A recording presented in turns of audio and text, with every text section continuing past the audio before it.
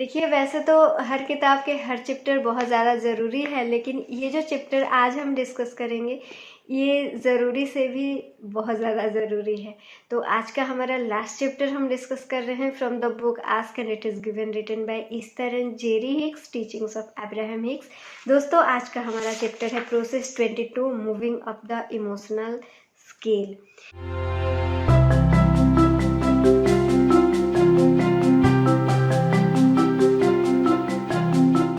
यहाँ पर देखिए, ये जो प्रोसेस है इसको कौन यूज कर सकता है?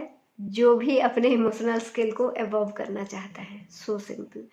और मेनली बेसिकली जो लोग बहुत लोअर लेवल पे हैं, fear, grief, powerlessness, despair, depression, anger, इस तरह के कुछ अगर उनका फीलिंग्स है अंदर, तो वो लोग इस प्रोसेस को यूज़ करना बहुत ज़्यादा ज़रूरी हो जाता है। तो इसका इमोशनल सेट पॉइंट जो है कहाँ से कहाँ तक है? 17 से लेकर 22 तक है। ठीक है, अगर आप इमोशनल सेट पॉइंट के बारे में आपको नहीं पता है, इमोशनल स्केल के बारे में आपको नहीं पता है, please go through the book, क्योंकि इमोशनल सेट पॉइंट को बिना जाने बिना समझे आप कोई भी प्रोसेस अपने आप में अप्लाई नहीं कर सकते। अगर वो आप करेंगे किसी से सुन के या फिर किसी और के गाइडेंस लेके, तो आपका जो इनर गाइडेंस है वो लो हो जाएगा, आपकी जो कॉन्फिडेंस है वो लो हो जाएगा। और जब भी आप प्रोसेसेस को इन्फ्लुएंस में आके किसी से सुन के किसी से ऐसे ही आप जब यूज़ करने लगते हैं, तो वो आप उसको एक अच्छी तरह से प्रॉपर वे में बहुत टाइम तक आप उसको यूज़ नहीं कर पाते हैं और ज़्यादा फ्रस्ट्रेशन आता है। तो दोस्तों, प्लीज़ आप सबसे पहले ये जानिए कि बीमारी क्या है, उसके बाद आप दवाई लीजिए। ठीक है, यानी कि सबसे पहले आपको ये जानना ज़रूरी है कि आपका इमोशनल सेट पॉइंट क्या है। ठीक है, तो अभी जो प्रोसेस हम डिस्कस कर रहे हैं, moving up the emotional scale. ठीक है, देखिए दोस्तों, दुनिया में जितनी भी चीज़ें हैं, जो भी चीज़ें आपके पास हैं, वो सब के सब आप ही के अट्रैक्शन की बदौलत है, आप ही की वजह से ही है। हम सब के लिए एक यूनिवर्सल पावर काम करता है, जो कि है लॉ ऑफ अट्रैक्शन। हम जो भी चीज़ें चाहते हैं, जिसको हम एनर्जी देते हैं, वही चीज़ें हमारे पास आती है। अभी मेन चीज़ हमारे मन में ये आता है कि जो चीज़ हम नहीं चाहते, या फिर जो चीज़ हम कुछ चीज़ हम चाहते हैं जो कि हमारे पास नहीं है, या फिर जो चीज़ हम नहीं चाहते, कुछ चीज़ ऐसे हैं जो कि हमारे पास हैं।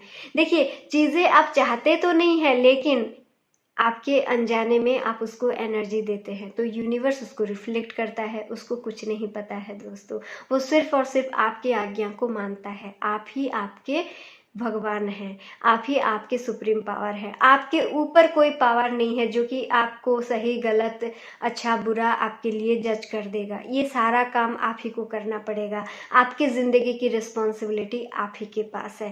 तो अभी बात करते हैं कि जो चीज़ आपके पास नहीं है, चाहते तो हैं लेकिन वो आपके पास नहीं है, तो वो किस लिए है?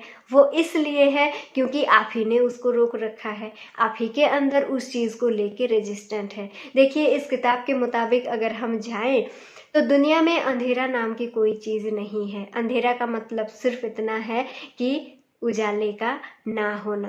तो दोस्तों देखिए, इसलिए हमें एक जर्नी तय करना होता है, वो लैक वाली फीलिंग से लेके वो एबंडेंस की फीलिंग्स। और ये जो जर्नी होता है वो हमारी फीलिंग्स की जर्नी होता है। यहाँ पर बहुत क्लियरली लिखा गया है, अगर हम मनी को लेके, हमारे पास अगर बहुत ज़्यादा पैसा नहीं है, लेकिन अगर हम चाहते हैं बहुत ज़्यादा पैसा हमारे पास हो, उसके लिए जो हम काम करते हैं, वो जो जर्नी होता है, वो जर्नी देखिए, not enough money to more money, ये जर्नी नहीं है। वो जर्नी का नाम ऐसा हो सकता है कि feeling of insecurity to feeling of security. अगर आप देखिए, सिक हैं, ठीक है, कोई इलनेस है आपके अंदर, कोई बीमारी है, वहाँ से ठीक होने के लिए अगर आप एक जर्नी तय करेंगे, तो वो जर्नी क्या होगी? Feeling of fear to confidence.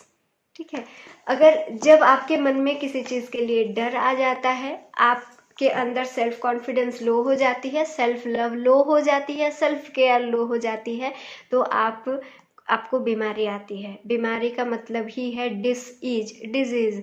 Dish ease यानी कि नॉट फीलिंग ईज, ईज यानी कि अच्छा महसूस करना। अगर आप अच्छा फील नहीं कर रहे हैं, अगर आप ईज यानी कि एक सिंपल फीलिंग, एक बहुत सिंपल सा सोबर सा पीसफुल फीलिंग अगर आपके अंदर नहीं है तो बीमारी आती ही आती है। तो ये जो जर्नी होता है, आप जो अच्छे होने के लिए जो जर्नी करते हैं, वो जर्नी बीमारी की जर्नी नहीं होती है, वो आप ही की फियर ऑफ आपकी फीलिंग्स ऑफ फियर, ठीक है।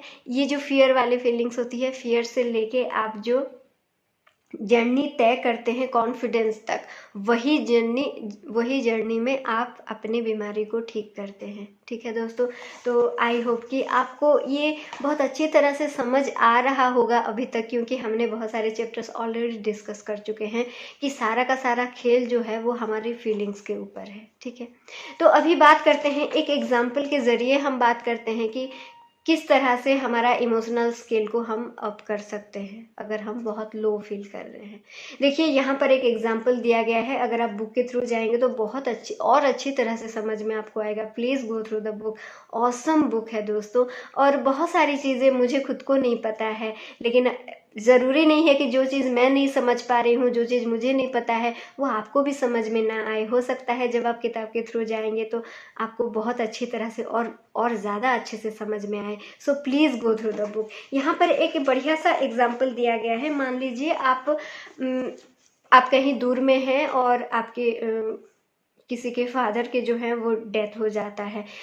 तो जब ऐसे कुछ सिचुएशन होते हैं तो आपके मन में बहुत सारी फीलिंग्स आती है, बहुत सारी चीज़ें आती है। कभी आपको गुस्सा आता है, मैं वहाँ पर होती, मैं क्यों नहीं जा पा रही हूँ। कभी वहाँ पर आपके पापा के पास जो मेड होगी या फिर नर्स होगी जो उनको देखभाल कर रही होगी, उसके ऊपर गुस्सा आता है। कभी आप उसको ब्लेम करते हैं, कभी आप खुद को ब्लेम करते हैं, कभी आप डिस्पेयर फील करते हैं, कभी आप डिप्रेस हो जाते हैं, कभी आपको किसी दूसरे को जब आप देखते हैं वो अपने माँ बाप के पास है तो आपको एकदम डिप्रेशन आ जाता है कि मैं क्यों मेरे पापा के पास नहीं हूँ।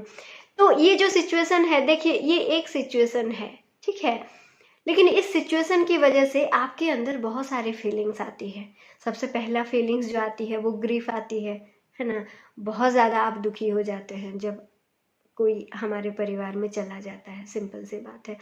देन धीरे वो एक फीलिंग्स है, ग्रीफ वाली जो फीलिंग्स है वो आती है इमोशनल स्केल के एकदम लास्ट में आती है, ठीक है। फियर, ग्रीफ, डिप्रेशन, ये जो है ये एकदम लास्ट में आती है। तो आपको थोड़ा सा ध्यान देना है कि चलो अभी मैं क्या फील कर रही हूँ। मैं बहुत डिप्रेस्ड हूँ, मुझे बहुत अनवर्दी फील हो रही है ना, पावरलेस मैं फील कर रही हूँ, ठीक है। उसके बाद क्या होता है, धीरे धीरे आप क्या करते हैं, उस चीज़ से थोड़ा सा निकल कर आपके ध्यान आप थोड़ा सा भटका कर आप ले जाते हैं कि आपके पापा कहाँ रहते थे। तो आप फिर देन आपको थोड़ा सा गुस्सा आता है उस मेड के ऊपर, उस नर्स के ऊपर, वो हॉस्पिटल के ऊपर, वो डॉक्टर्स के ऊपर। वो डॉक्टर ही ऐसे है, दुनिया ही ऐसी है, दवाई आजकल खराब है, थोड़ा सा गुस्सा आता है। देन देखिए ये जो एंगर है ये थोड़ा सा ऊपर वाली, जो डिस्पेयर फील कर रहे थे, जो डिप्रेशन फील कर रहे थे, उससे थोड़ा सा हटकर, ठीक है, उससे थोड़ा सा हटकर आप पॉजिटिव नहीं फील कर सकते, लेकिन आप एंगर को फील कर सकते हैं, ठीक है। किसी के ऊपर आप गुस्सा हो सकते हैं। देन वो एंगर जो है वो इमोशनल स्केल के 17 नंबर पर आता है। वही एंगर जब आप गुस्सा होकर जब आप किसी दूसरे पर ब्लेम करते हैं कि वो नर्स की वजह से ऐसा हुआ, दवाई की वजह से ऐसा हुआ, है ना, तो ये ब्लेम जो है वो 15 नंबर के इमोशनल स्केल के 15 नंबर पर आती है।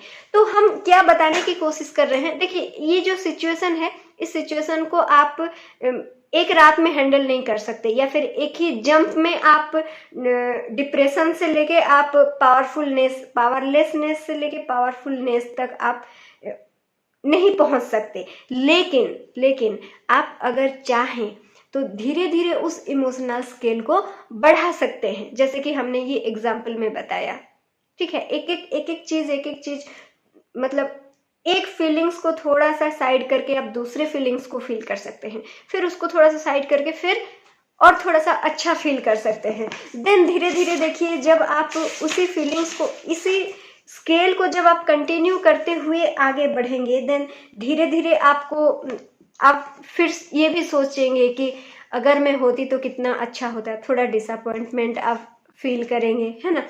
देन जब आप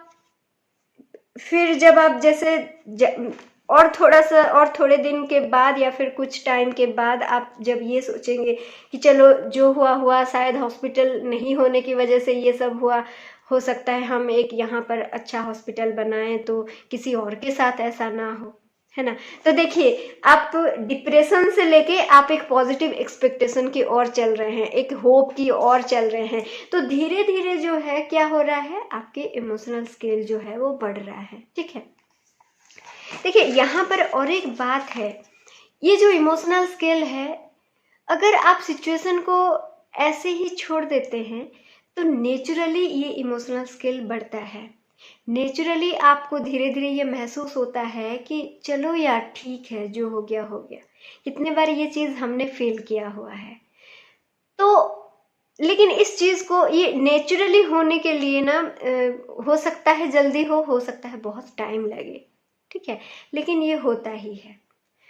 और इसका कंट्रोल लेकिन आप ही के पास है। अगर आप चाहें तो अपने इमोशनल स्केल को बढ़ा सकते हैं, अपने ऊपर काम करके, अपनी फीलिंग्स के ऊपर काम करके।